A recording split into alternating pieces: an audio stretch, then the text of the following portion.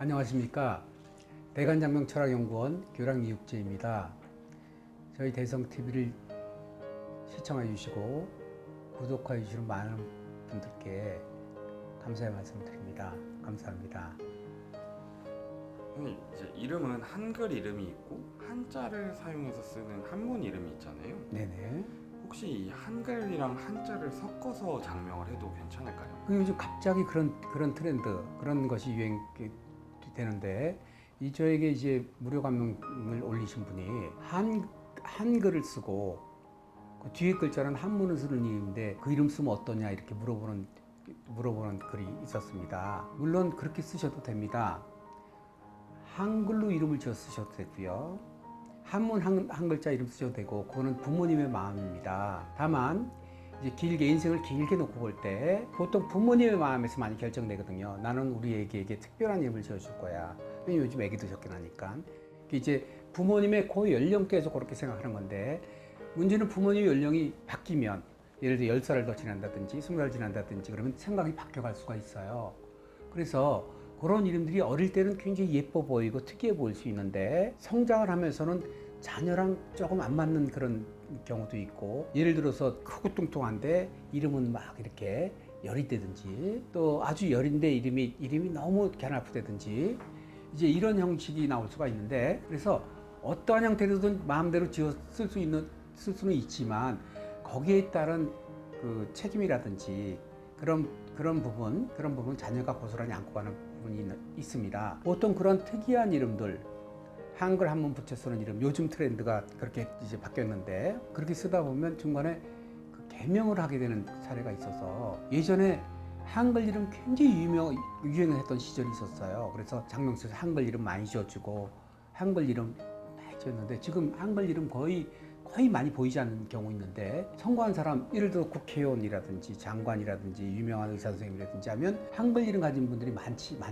거의 많이 보이지 않아요. 성공을 못했거나 중간에 이름을 바꿨거나 하는 그런 부분이라, 내가 남의 옷을 입고 인생을 살거나, 나보다 사이즈가 큰 사이즈의 운동화를 신고 내가 워킹을 하거나 런닝을 하거나 이렇게 되면 불편한 일이 나오겠죠. 이름이 그런 역할을 해주거든요. 내가 잘못 쓴 이름으로 해서 놓치는 부분들이 많아요. 그래서 내가 노력을 해서 내가 요만큼 가야 되는데 그렇게 못 가는 경우 있고, 또 내가 A라는 직업군을 가야 되는데 B라는 직업군을 가고, 거기에 이름의 영향이 들어있기 때문에 이름을 예쁘게 지어 쓰고 한글로 이름 짓거나 같이 지어 쓰는 그런 이름들을 쓰는 건 자유지만, 혹시라도 자녀의 미래를 좀 생각한다 하면 그 이름은 정확하게 바르게 사주에 맞춰서 지어주는 게 바람직하지 않나, 이런 생각을 해봅니다.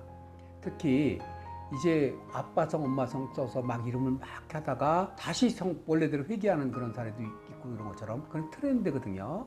이름이 트렌드라 요즘은 한동안 율자 이름이 굉장히 많이 나왔거든요. 하유리, 은유리, 서유리, 여기저기 가다 보면 이제 그 이름이 중복이 되니까 이제 바꾸러 오게 되고, 그게 요즘은 이제 그 라자로 갔다가 요즘 로자로 가서 로이, 로하, 로운 이렇게 가는데, 트렌드형 이름이 어울리는 사람들이 있고 트렌드형 이름이 좀 아닌 경우가 있어서 그걸 살펴서 선택해서 지어줬으면 하는 그런 바람이고, 아까 말씀드린 대로 해서 안 된다 하는 거는 없습니다. 그런 일을 함으로써 나중에 거기에 어떤 결과물이 원하는 대로 일어나지 않기 때문에, 지금도 조금 그 있는 집안에서는 장명을 정확하게 잘 지어주니까 잘 돼서 성공하니까 또 이름 잘 지어주고 이렇게 가는 거고, 이제 그렇지 않은 경우라 하면 쓰다 바꾸고 하면 인생이 가다 굴곡 있는 거랑 같으니까 가급적으로 변화를 안 주시는 게 좋은 방법이 아닌가 싶습니다.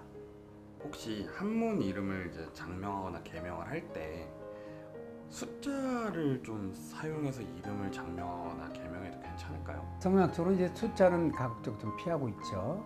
그래서 이제 피해야 될 글자들이 좀 많이 있는데, 그 중에 이제 숫자가 조금 피해야 되는데, 일자 같은 경우는 장남이 쓰는 거죠. 장남 쓸 수가 있습니다. 일자.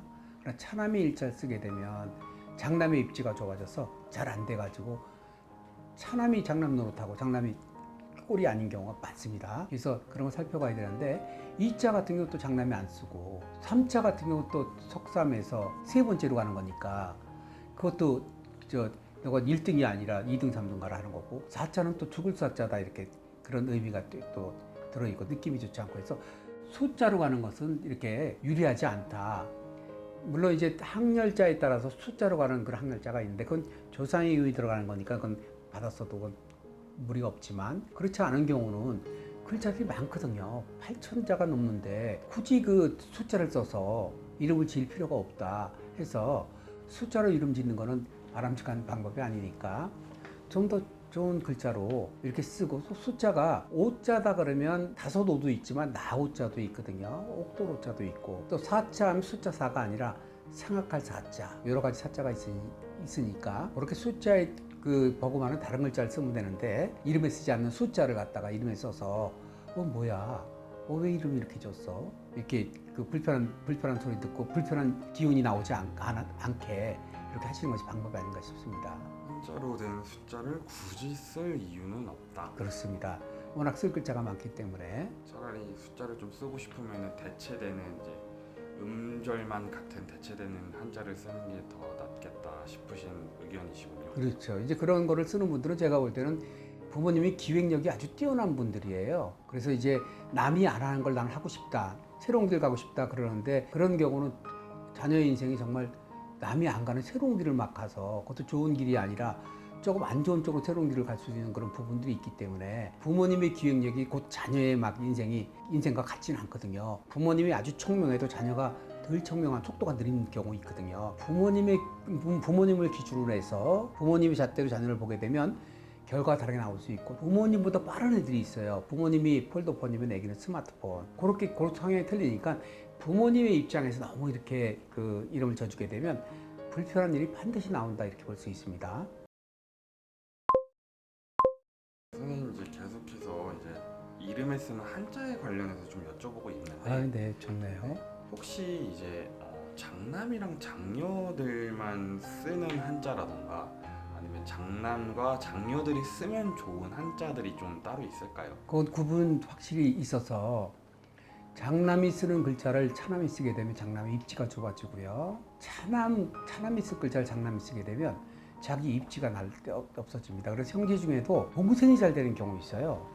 자매 중에도 언니는 정말 이렇게 공부 잘했는데 일이 없고 백수가 된다든지, 혹은 결혼했다 이혼한다든지, 이렇게 입장이 좁아지는 동생이 막 잘 돼가지고 언니가 약해지고 형이 약해지는 경우가 있는데, 그게 이름에 그런 기운이 들어 있습니다. 물론 자질도 들어 있죠. 사주에 자질도 들어 있지만, 제가 40년 이상을 이렇게 쭉 검증해 본 결과, 장남이 쓸 글자는 장남이 써야 되고 차남이 쓸 글자는 차남이 써야 되는 게 맞습니다. 예를 든다면 이제 이전에 말씀드린 일자라든지, 이건 장남이 쓰는 글자고, 으뜸원자, 으뜸이지 않습니까? 으뜸. 네가 으뜸으로 가라, 1번으로 가라 이런데, 그걸 차남이 쓰게 되면 입지가 좁아지는데, 그 집안을 제가 이렇게 봤을 때 형이 역시 잘 안 되는 거예요. 그래서 또 빼어날 숫자라든지, 동서남북은 우리가 글자 안 쓰는데 동자만 유일하게 글자를 씁니다. 동서남북 사방이 으뜸이라고 해서 여기 장남이 써요. 항렬자가 동자인 경우 장남이 쓰게 되면 이거 득을 보게 되는데, 차남도 같이 쓰게 되면 그 집안은 이 서열 정리가 나중에 안 돼서 형의 유고가 있게 되거나 이런 불편이 있기 때문에, 혹시 동자가 항렬자라 하면 장남은 그대로 동자를 써주면 좋겠고요. 차남은 다른 동자를 써주는 거예요. 예를 들어 붉을 동자라든지 오동나무 동자, 뛰어나다는 뜻, 귀하다는 뜻이 들어있고, 이런 다른 동자를 써서 이름을 지어주는 게 바람직합니다. 원자도 마찬가지예요. 장남이 원자를 썼다, 장녀가 원자를 썼다 하면 차녀는 다른 원자를 써주는 거예요. 근원 원자를 써준다든지, 사주에 따라서 오행을 잡아서 써주면 되는데, 그렇게 해서 서로 피해주는 것이 무리가 없지. 야, 그거 미신이야, 웃기지 마, 이렇게 되면 그 나이 때 그 생각이거든요. 역시 인생은 살아보면서, 젊었을 때 우리가 철학, 사주 이런 거 잘 안 보고 안 믿습니다. 왜냐면 자신감이 충만하고 남의 의견 안 듣고 이건 미신이야 이렇게 하지만, 나이가 들면서 이게 노력 갖고 안 되는 부분이 있다, 뭔가 보이지 않는 힘이 있지 않을까, 운명이라는 게 있지 않을까, 나이 들면서 접근할 수 있는 게 철학이기 때문에, 너무 젊은 나이에 그 자신감 가지고 판단해서 막 결행을 해버리면 뒤에 그 후회스러운 일들이 나올 수 있다. 특히 요즘 같은 경우는 다양화된 세상이라서 정말 사고들 많지 않습니까? 학교 다닐 때도 뭐 일지 문제라든지 빵 셔틀 문제라든지 다툼 문제, 조금만 자라서는 남녀 문제, 굉장히 그 위험 요소가 많기 때문에 부모님의 그 아주 기가 왕성한 그 시기에 생각을 너무 그대로 하지 마시고 주부의 의견을 조금 들어서 최소한 장남이 쓰고 그 차남이 쓰고 차녀가 쓰고 이런 글자 정도는 이렇게 파악해서 이름을 짓는 게 좋을 텐데 이러한 내용은 그 걱정하실 게 없이 인터넷 들어가서 장남, 차남 쓰는 글자만 검색해 보면 그냥 바로 알 수 있거든요. 수고를 좀 하시더라도 최소한 그건 가려서 이름을 지어주면 좋겠고 혹시라도 집안에 그런 글자를 검색했는데 장남인데 차남이 쓰는 글자를 썼어. 그 글자가 예를 들어 형자거든. 형통할 형자.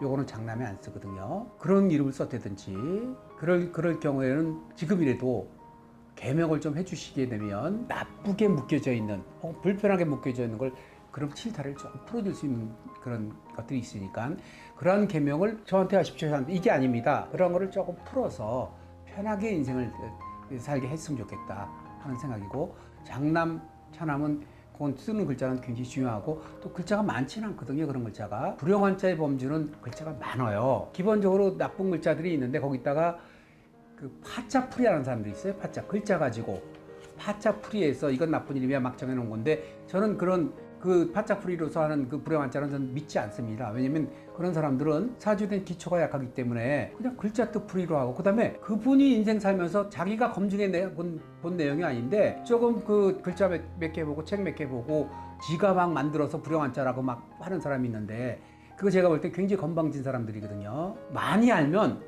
그렇게 단정적으로 이렇게 이건 나쁘다 막 할 수 없는데 그냥 지금 인터넷 보면 막 이건 불용한자다 자기 막 하는 사람들이 있는데 저는 그건 바람직하지 않다고 봅니다. 사주를 보면 그 사주에 글자가 써도 좋고 써도 불편한 글자가 있는데 이런 거 살피는 게 좋지. 최소한 장남, 차남 이 글자는 구별해 주는 것이 좋겠다. 장남이랑 차남이 쓰는 한자를 좀 구분하지 않으면 서로의 입지가 달라질 수 있고 좁아질 수도 있다. 그런 사례를 너무 많이 봐왔기 때문에 그래서 이름을 들어보면 차남이 장남 썼으면 그 집안을 보면 장남이 잘 안 돼요.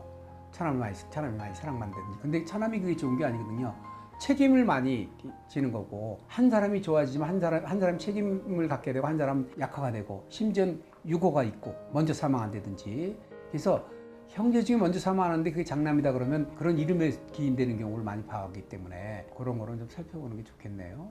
선생님 답변을 좀 듣고 보니까 혹시라도 제가 나중에 결혼해서 아이를 낳게 되면 찾아볼 수 있다고는 하셨지만 선생님을 찾아뵙는 게 빠를 것 같습니다. 주변에 뭐 이렇게 훌륭한 사람 많으니 훌륭한 사람 찾아서 꼭 저가 아니래도 그렇게 제 말씀은 이제 그런 걸 살피는 게 좋겠다 이런 말씀이거든요. 네, 알겠습니다. 선생님 오늘도 좋은 답변 감사합니다. 감사합니다. 좋아요, 구독 눌러주시고 그 댓글 달아주시는 분들 참 감사합니다.